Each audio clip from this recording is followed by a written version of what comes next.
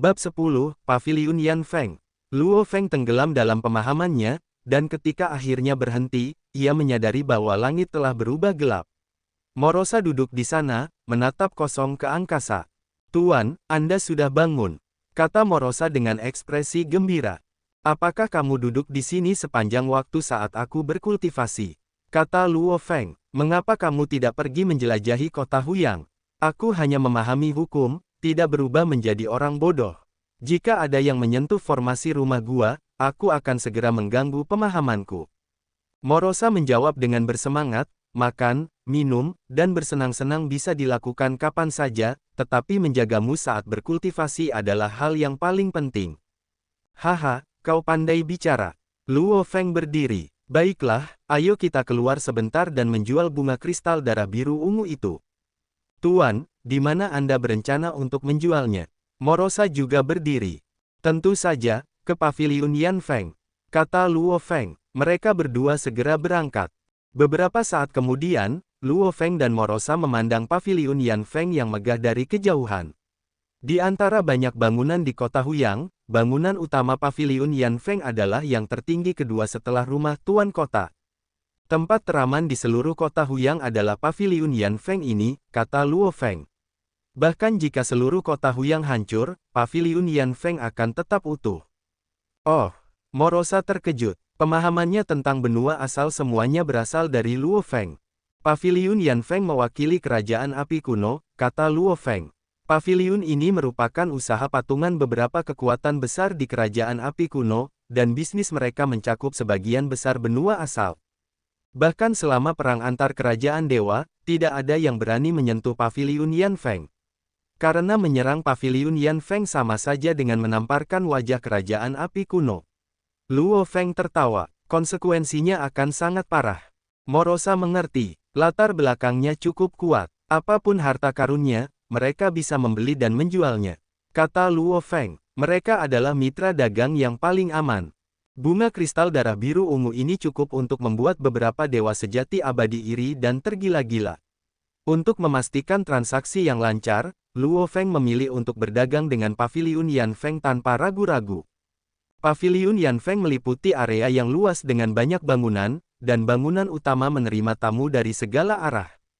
Luo Feng dan Morosa tiba di pintu masuk gedung utama, dan seorang pelayan segera datang untuk menyambut mereka.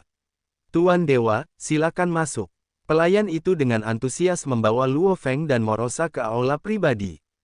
"Tuan Dewa, ini adalah anggur murni dari kerajaan api kuno, silakan dinikmati." Pelayan itu menuangkan anggur. Secangkir anggur murni ini akan bernilai beberapa kristal kekacauan di kerajaan api kuno, dan tidak mungkin untuk membelinya di kota Huyang. Anggur murni. Luo Feng menyesapnya, merasakan rasa segar menyebar ke seluruh jiwanya. "Mari kita mulai bisnis. Aku di sini untuk menjual bunga kristal darah biru ungu." Luo Feng membalikkan tangannya, meletakkan sebuah kotak kayu di atas meja panjang di depannya. "Bunga kristal darah biru ungu." Pelayan itu agak terkejut. Meskipun dia sering melayani dewa sejati abadi, dia tetap terkejut. Dia segera membuka kotak kayu itu, memperlihatkan bunga kristal darah biru ungu yang tampaknya biasa saja di dalamnya. Formasi di Paviliun Yan Feng aktif, menyelimuti bunga kristal darah biru ungu, dan menyelesaikan penilaian dalam sekejap. Bunga kristal darah biru ungu ini sudah matang sepenuhnya, dipanen dan diawetkan dengan baik, dengan kualitas terbaik. Menurut pasar saat ini, Paviliun Yan Feng bersedia membelinya seharga 120.000 pasir kosmos, kata pelayan itu. "Bagaimana menurut Dewa Ilahi?" "Baiklah." Luo Feng setuju dengan lugas. Dia sangat memahami aturan Paviliun Yan Feng. Untuk harta karun di bawah 10 juta pasir kosmos, mereka biasanya tidak menawar. Beberapa harta karun surgawi memiliki harga tetap yang ditetapkan oleh markas besar kerajaan api kuno, dan cabang-cabangnya tidak memiliki wewenang untuk menyesuaikannya. Kalau begitu, bunga kristal darah biru ungu ini milik Paviliun Yan Feng. Pelayan itu dengan hati-hati mengemas ulang bunga itu dan meletakkan botol Gyokcian di atas meja, lalu menyerahkannya kepada Luo Feng. "Tuan Dewa, ini berisi 120.000 pasir kosmos. Silakan periksa." Luo Feng merasakannya sekilas dan memastikan bahwa itu benar. Transaksi selesai. Pelayan itu tersenyum. Ya Tuhan, apakah ada hal lain yang bisa saya bantu? Saya juga perlu membeli beberapa bahan tempat. Ini daftarnya. Luo Feng menyerahkan daftar yang sudah disiapkan. Total harga bahan-bahannya adalah 100.000 pasir kosmos. Sebagian besar pasir kosmos dari penjualan bunga kristal darah biru ungu akan habis. 100.000 pasir kosmos untuk semua bahan ini. Pelayan itu sangat terkejut. Sebagian besar bahan-bahan ini cukup umum. Jika menurut daftar, jumlahnya sangat banyak. Beberapa bahan mungkin memerlukan pemindahan seluruh gunung. Apakah Anda yakin ingin menghabiskan 100.000 pasir kosmos untuk ini? Bisakah Paviliun Yan Feng mengumpulkannya? Tanya Luo Feng. Pelayan itu tersenyum percaya diri. Jangan khawatir, bahkan 100 atau 1000 kali lebih banyak, Paviliun Yan Feng dapat menyediakannya dari tempat lain. Mengenai apa yang Anda butuhkan, ada banyak di gudang. Itu akan dikirimkan dalam waktu yang dibutuhkan untuk minum secangkir anggur. Baiklah, kalau begitu tolong atur dengan cepat.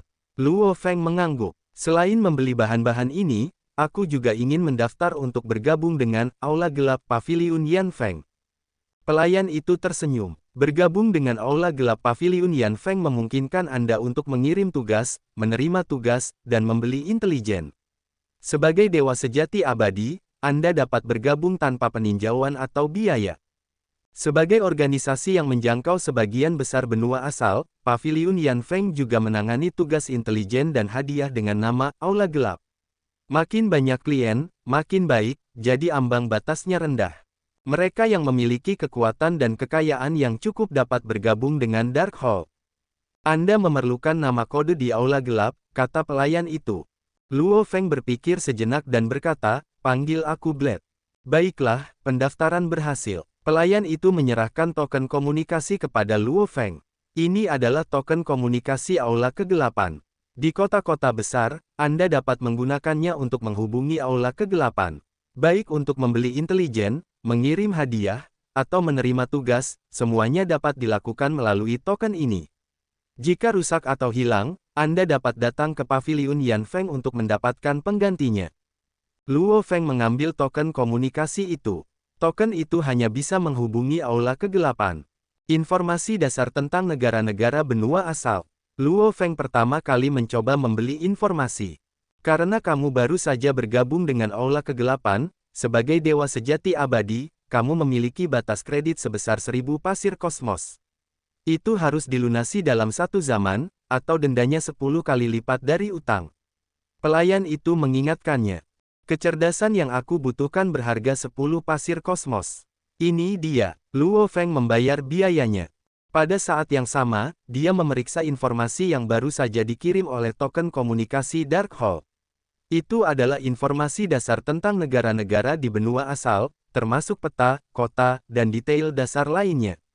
Luo Feng secara alami fokus pada intelijen tentang Si Guo. Si Guo, dengan total 5 penguasa, informasi dasar ini hanya menyebutkan total 5 penguasa tentang penguasa Si Guo. Tidak ada catatan tentang sarana apa yang dimiliki raja-raja ilahi ini atau harta rahasia apa yang mereka miliki. Ekspresi Luo Feng sedikit berubah. Si Guo sekarang memiliki 5 penguasa. Ketika Master Zuo San melarikan diri ke Laut Kosmik, Si Guo hanya memiliki 3 penguasa. Luo Feng berpikir, Yu Guo tidak banyak berubah, masih memiliki 5 raja ilahi. Si Guo telah tumbuh lebih kuat selama guru pergi. Luo Feng secara alami menerima kenyataan ini. Master Zuo San telah melarikan diri dari benua asal dan menjalani siklus penuh reinkarnasi di alam semesta primitif, bahkan membesarkan seorang jenius seperti Luo Feng. Mengingat sifat agresif Si Guo, wajar saja jika akan ada perubahan dalam waktu yang lama. 3 penguasa, 5 penguasa. Bagi Luo Feng, yang masih seorang dewa sejati abadi, hal itu tidak ada bedanya. Tanpa mencapai level Raja Ilahi, dia tidak bisa terlibat. Aula Kegelapan punya banyak tugas yang membutuhkan hadiah. Dewa tertinggi bisa melihatnya, kata pelayan itu. Luo Feng mengangguk. Dia dengan mudah menemukan sejumlah tugas hadiah, termasuk tugas perlindungan, tugas perekrutan, tugas pembunuhan, dan masih banyak lagi. Ada hadiah untuk membunuh Panglima tertinggi Legiun Huyang, Magili Xiao. Luo Feng terkejut melihat hadiah ini. Panglima tertinggi dari 10 legiun teratas Huyang adalah salah satu tokoh paling kuat di seluruh kota Huyang. Bahkan kekuatan penguasa kota mungkin tidak sebanding dengan panglima tertinggi ini. Namun masih ada hadiah di aula gelap Paviliun Yan Feng. Selama ada klien yang berani memposting tugas, Paviliun Yan Feng berani memberikan hadiah. Pelayan itu tersenyum. Bahkan untuk seorang Raja Dewa, Paviliun Yan Feng tetap akan memberikan hadiah. Paviliun Yan Feng memang memiliki kekuatan seperti itu. Luo Feng mengangguk. Tiba-tiba, sebuah botol giok hitam muncul dari udara tipis. Pelayan itu menyerahkannya kepada Luo Feng. Tuan Dewa, semua bahan tempa yang Anda butuhkan ada di sini. Silakan periksa. Luo Feng memeriksa dan melihat setumpuk bahan. Dengan pikirannya, dia memastikan semuanya. Lebih banyak daripada kurang. Luo Feng sangat puas. Untuk beberapa bahan umum, kami selalu menyediakan tambahan, kata pelayan itu. Luo Feng mengangguk, lalu memberi instruksi pada Morosa, ayo pergi. Pelayan itu secara pribadi mengantar Luo Feng keluar. Dalam sebuah di dalam gedung Paviliun Yan Feng, sesosok yang terbentuk dari kabut abu-abu sedang membaca berbagai informasi dengan santai. Tiba-tiba, seorang pria kekar masuk. Kepala paviliun, mata sosok kabut abu-abu itu, juga lubang kabut, menatap sosok kekar itu. Sebagai kepala paviliun, Anda sama sekali tidak mengelola urusan Paviliun Yan Feng, menyerahkan semuanya kepada orang tua seperti saya. Paman, maafkan aku. Pria kekar itu langsung tersenyum meminta maaf. Penyesalan terbesarku sekarang adalah setuju untuk mengikutimu dan melindungimu sesuai perintah leluhur lama. Siapa yang mengira kau akan meninggalkan kerajaan api kuno dan mengembara selama ribuan zaman tanpa kembali? Kata sosok kabut abu-abu itu. Kapan kau berencana untuk kembali ke keluarga? Aku rindu rumah. Pria kekar itu berkata, aku berencana untuk kembali setelah menerobos ke alam kekacauan. Kamu, yang berasal dari garis keturunan Kaisar Chu, dengan darah bangsawan, tidak mengolah teknik garis keturunan tetapi malah memahami hukum.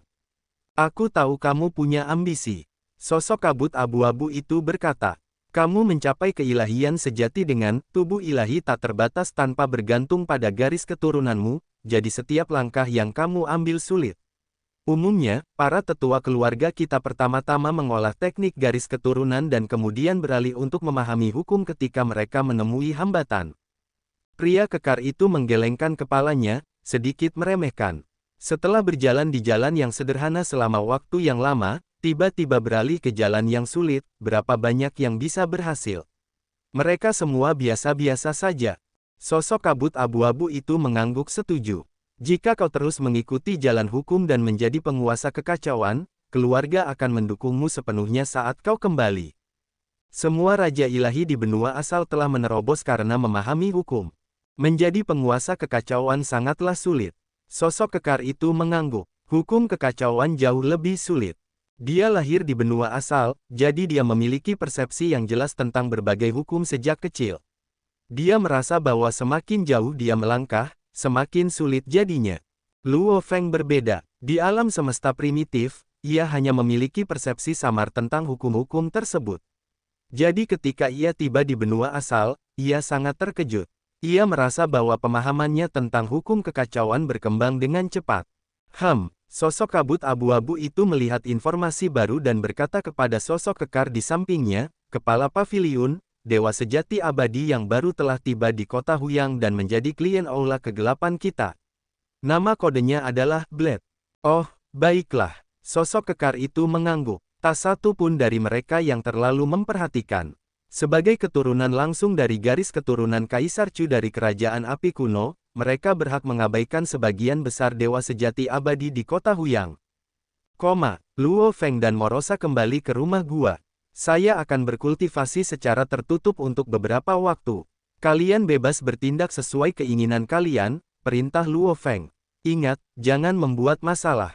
Tenang saja, guru, jawab Morosa dengan antusias. Baru kemudian Luo Feng berbalik dan memasuki aula bawah tanah rumah gua. Begitu dia masuk, lapisan mekanisme di aula bawah tanah tertutup, dan formasi itu menyegel area tersebut. Aula bawah tanah ini khusus untuk kultivasi tertutup. Namun, Luo Feng masih merasa aula itu kecil. Dengan lambaian tangannya, dia melepaskan menara bintang. Luo Feng memasuki menara bintang. Menara bintang berisi ruang yang luas, memungkinkan Luo Feng untuk berkultivasi dengan bebas tanpa khawatir akan merusak apapun. Mari kita mulai mengolah diagram kekuatan kekacauan. Luo Feng duduk bersila dan memulai sesi kultivasi tertutup pertamanya di benua asal.